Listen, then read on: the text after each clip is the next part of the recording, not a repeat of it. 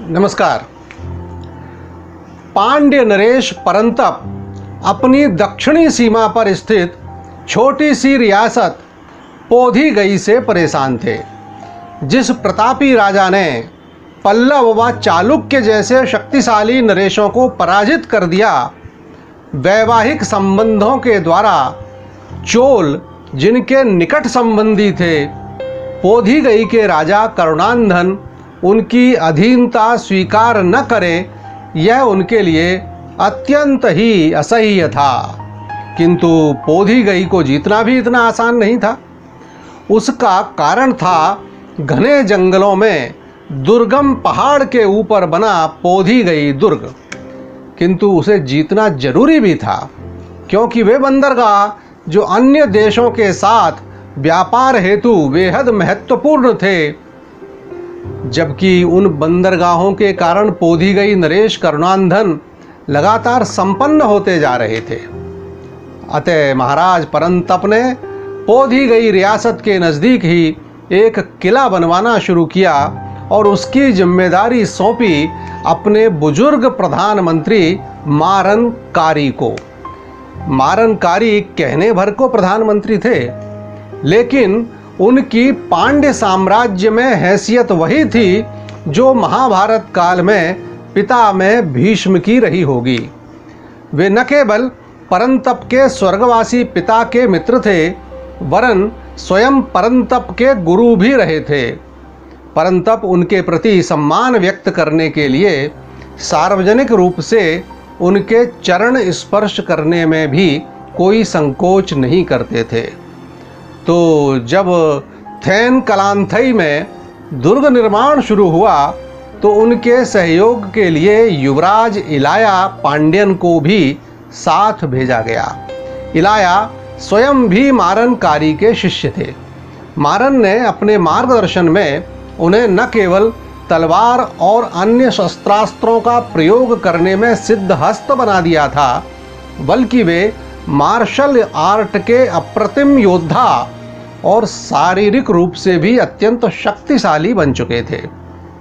एक दिन जब महाराज परंतप अपने निर्माणाधीन दुर्ग की प्रगति को देखने थेन कलांथई पहुँचे, तो उनके सामने एक बड़ा ही कारुणिक प्रसंग आया। उन्होंने पूर्व में अपने एक विश्वास पात्र अधिकारी को राजदूत बनाकर पोधिगई भेजा था, किंतु वहाँ उनकी हत्या कर दी गई, और इतना ही नहीं तो उनकी लाश भी वापस न भेजते हुए उसे जंगलों में पशु पक्षियों का आहार बनने को फेंक दिया गया। परंतप के सामने उस अधिकारी की पत्नी ने आकर रोते बिलखते अपनी व्यथा व्यक्त की। वातावरण इतना गंभीर और दुखपूर्ण हो गया कि वहाँ उपस्थित युवराज इलाया को तो अपने मनोभाव व आंसू छुपाना भी कठिन हो गए। उन्होंने स्वयं राजदूत बनकर तुरंत पोधिगई जाने की इच्छा व्यक्त की, किंतु उन्हें अनुमति नहीं मिली। महाराज परंतप भी केवल उस दुखियारी महिला को सांत्वना व आर्थिक मदद ही कर सके।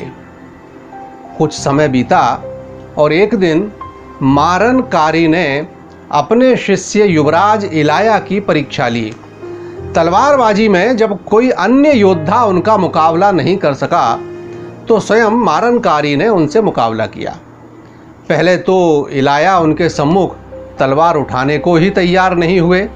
बोले, आप जैसे बुजुर्ग पर मैं कैसे तलवार चला सकता हूँ।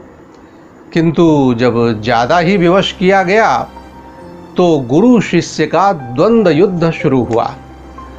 पहले तो इलाया ने केवल रक्षात्मक संघर्ष ही किया, किंतु जब गुरु ने उन्हें घायल करने में कोई संकोच नहीं किया, तो इलाया को भी रणोन्माद उत्पन्न हो गया। नतीजा यह निकला कि मारनकारी के कंधे पर गहरा घाव हो गया। इलाया दुखी हुए, किंतु गुरु मारनकारी की प्रसन्नता की तो मानो कोई सीमा ही नहीं थी। वे हंसते हुए बोले, किसी भी गुरु के लिए शिष्य के हाथों पराजित होने से बढ़कर संतोष का विषय दूसरा नहीं हो सकता। मेरे द्वारा दिए गए प्रशिक्षण की सफलता देखकर मैं बहुत खुश हूँ। कोई पुरस्कार मांगो। अत्यंत संकोच से इलाया बोले, मैं कई महीनों से यहाँ रहते रहते, प्रशिक्षण पाते पाते और दुर्ग का निर्माण होते देख देख कर ऊब गया हूँ। कुछ समय के लिए जंगल में जाकर किसी गुफा में अपनी चित्रकारी के शौक को पूरा करना चाहता हूँ। मारनकारी की इच्छा तो नहीं थी, किंतु चूंकि स्वयं वे ही पुरस्कार स्वरूप कुछ मांगने को कह चुके थे, अतः ना भी नहीं कह सकते थे। अतः 3 मित्रों के साथ उन्हें जाने की अनुमति तो दी, साथ ही यह भी निर्देश दिया कि किसी भी हालत में पोधी गई की ओर न जाएं। किंतु वह जवानी ही क्या जो प्रतिबंधों को माने, और इलाया तो लंबे समय से मौके की ताक में थे। उनकी आंखों के सामने तो उस बिलखती हुई महिला का चित्र सदैव रहता था जिसके पति को राजदूत बनाकर पोधी गई भेजा गया था और वहां उनकी जघन्य हत्या हो गई थी। वे जानना चाहते थे कि क्या वस्तुतः पोधी गई नरेश करुणांधन एक क्रूर और अत्याचारी व्यक्ति है, साथ ही यह भी कि आखिर पांड्य सम्राट और करुणांधन की शत्रुता का मूल कारण क्या है, क्योंकि कोई भी समझदार व्यक्ति पांड्य जैसे बड़े साम्राज्य से इस प्रकार टकराने का साहस नहीं कर सकता। अतः जैसे ही अनुमति मिली, वे अपने घोड़े श्वेता पर सवार होकर पोधी गई के घने जंगलों में ही गए। मित्रों ने रोकने का प्रयत्न भी किया, किंतु जिद्दी इलाया ने उनकी एक न सुनी। इतना ही नहीं तो वे 2 दिन के लिए तो मित्रों का साथ छोड़कर गायब ही हो गए। उन 2 दिनों में ही उन्हें उनकी इच्छा पूर्ति का एक साधन मिल गया। हुआ कुछ यूं कि जब वे पोधी गई दुर्ग की तलहटी के घने जंगल में एक झरने के किनारे बैठे हुए विचार मग्न थे, तभी उनके कानों में किसी कोयल का करुण स्वर सुनाई दिया। ऐसा लग रहा था मानो उस कोयल का साथी बिछुड़ गया हो और वह विलाप कर रही हो।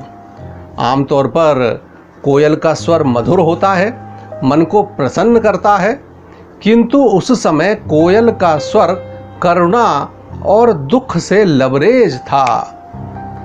इलाया को समझ में नहीं आया कि वह उस कोयल की कैसे और क्या मदद करें।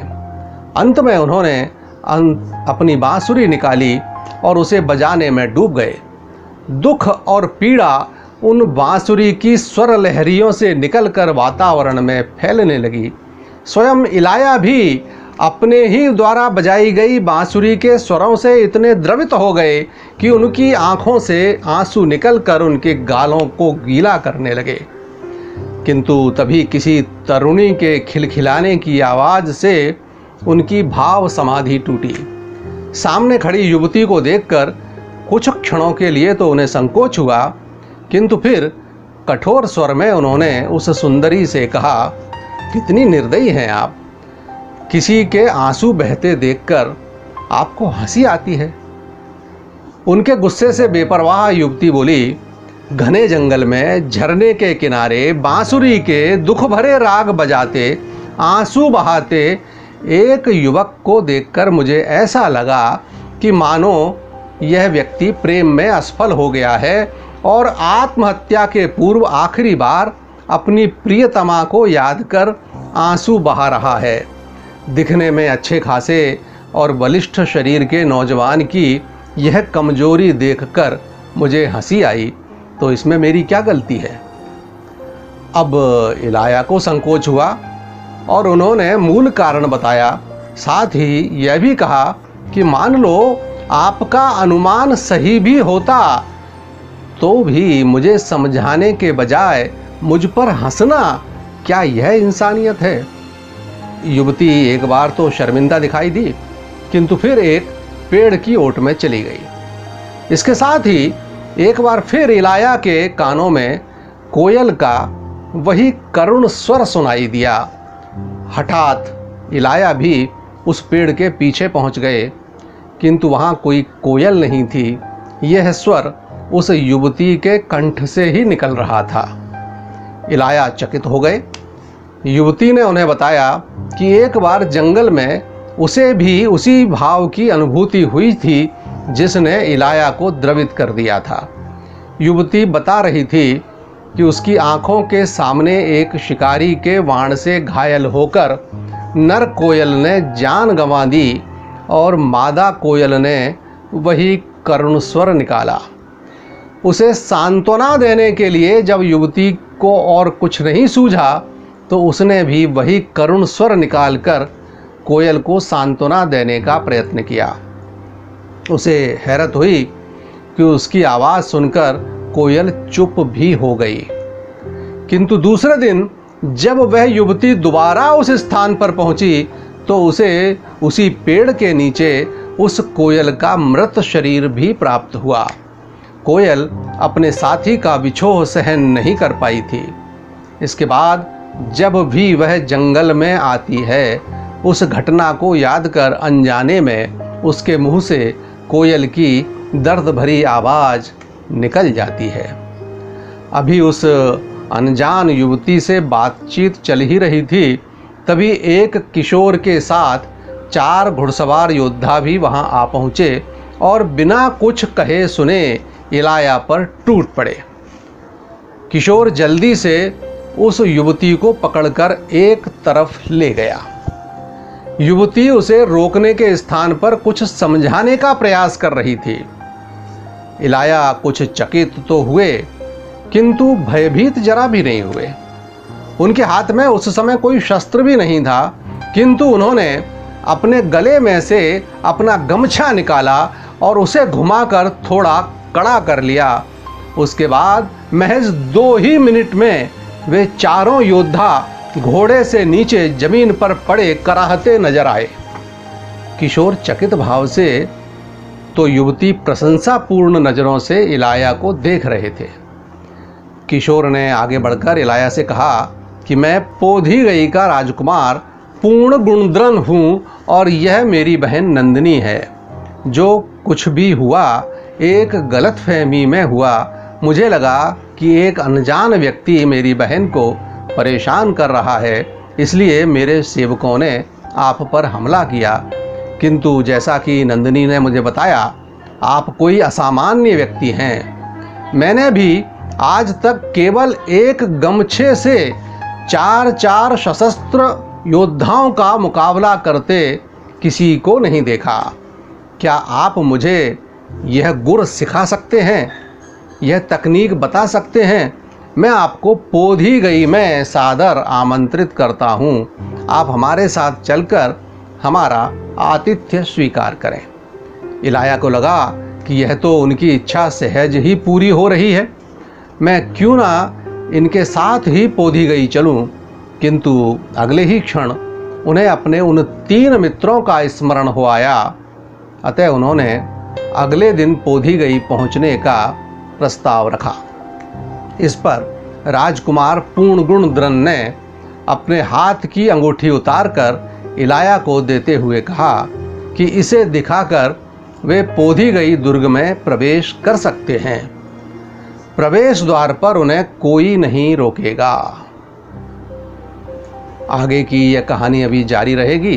पोधीगई में क्या राजकुमार इलाया पहुंच पाए, पहुंचे तो उनके साथ क्या हुआ, क्या व्यवहार हुआ, उनके प्रश्नों का जवाब उन्हें मिला या नहीं, यह सब जानने के लिए देखते रहिए आपका अपना क्रांति दूत। यह कथानक आगे चलकर बेहद रोचक होने वाला है मित्रों, इसलिए मेरा आग्रह है कि अवश्य ही इस कथानक के सभी एपिसोड देखें।